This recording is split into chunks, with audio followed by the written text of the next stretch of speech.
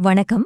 இன்னைக்கு நாம பழங்கால இலக்கியத்திலிருந்து ஒரு ரொம்பவே சுவாரஸ்யமான, நம்ம எல்லாருடைய வீட்லயும் நடக்கக்கூடிய ஒரு கதையத்தான் பார்க்க போறோம். வாங்க உள்ள போலாம். சரி, ஒரு நிமிஷம் யோசிச்சு பாருங்களேன். நம்ம வீடுகள்ல நடக்கிற இந்த சின்ன சின்ன சண்டைகள், கலாட்டாலாம் கடவுள்களோட வீட்லயும் நடக்குமா? இந்த கேள்விதான் நாம இன்னைக்கு பார்க்க போற இந்த முழு விஷயத்தோட மையமே. இந்த சீன் நம்ம எல்லாருக்கும் ரொம்பவே பரிச்சயமானதுதான் இல்லையா? வீட்ல குழந்தைங்க இருந்தா போதும், ஒருத்தர் வம்பிழுக்கிறது, அப்புறம் சண்டை போட்டுக்கிட்டு அழுதுகிட்டே அம்மா அப்பா கிட்ட ஓடி போய் அவன்தான் முதல்ல ஆரம்பிச்சான் அப்படின்னு புகார் சொல்றது, இது எல்லாம் சகஜம் தானே? இதே மாதிரியான ஒரு குடும்பச் சூழல கடவுளோட வீட்ல நடந்தா எப்படி இருக்கும்னு ரொம்ப அழகா கற்பனை பண்ணி பார்த்திருக்காரு ஒருத்தர். அவர்தான் 17ஆம் நூற்றாண்டை சேர்ந்த மாபெரும் தமிழ் கவிஞர் சிவப்பிரகாச சுவாமிகள். அவரோட கற்பனையில தான் இந்த தெய்வீக குடும்ப கலாட்டா உருவாகியிருக்கு. சரி, வாங்க அந்த கடவுள் வீட்டு கலாட்டா எப்படி ஆரம்பிக்குதுன்னு பார்க்கலாம்.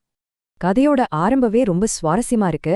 நம்ம மூத்த பிள்ளை விநாயக பெருமான் தன்னோட தம்பி முருகன் மேல ஒரு புகாரோட நேரா அப்பா சிவபெருமான் கிட்ட போறாரு.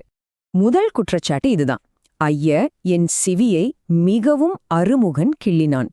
அதாவது ரொம்ப சிம்பிளா சொல்லணும்னா, அப்பா, தம்பி முருகன் என் காதை பிடிச்சு கிள்ளிட்டான் அப்படின்னு ஒரு சின்ன குழந்தை சொல்ற மாதிரி புகார் சொல்றாரு. இப்போ அடுத்த கட்டத்துக்கு போலாம். இந்த அண்ணன் தம்பி சண்டை எப்படி சுவாரஸ்யமா மாறுதுன்னு பாருங்க. ஒரு அப்பா செய்யற மாதிரி சிவனும் உடனே தன்னோட இளைய மகன் முருகன் கிட்ட திரும்பி, என்னப்பா அண்ணனை கிள்னியா அப்படின்னு கேக்குறாரு. ஆனா முருகன் கிட்ட இருந்து நேரடியான பதில் வரல. அதுக்கு பதிலா ஒரு செம ஸ்மார்ட்டான பதில் தான் வந்தது. இங்கதான் கதையில ஒரு ட்விஸ்ட்.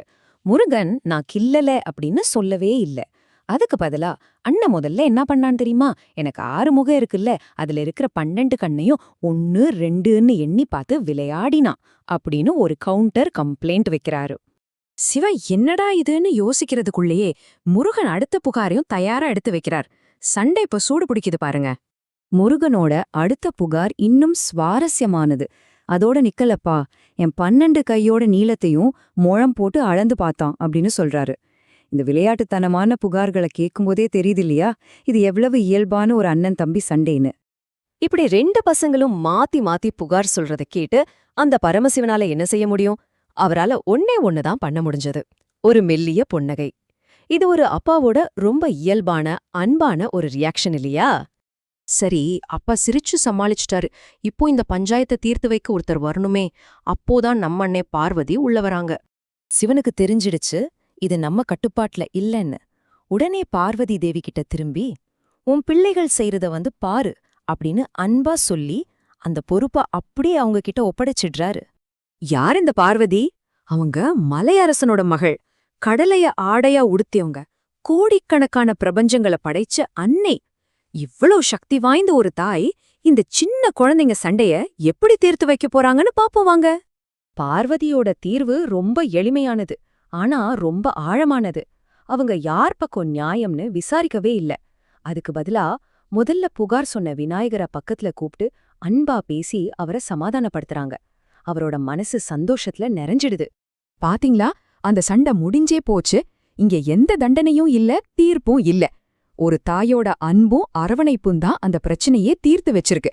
இதிலிருந்து நாம தெரிஞ்சுக்க வேண்டிய விஷயம், அன்பு இருந்தா எந்த பெரிய சண்டையும் எளிதா தீர்த்திடலாம்.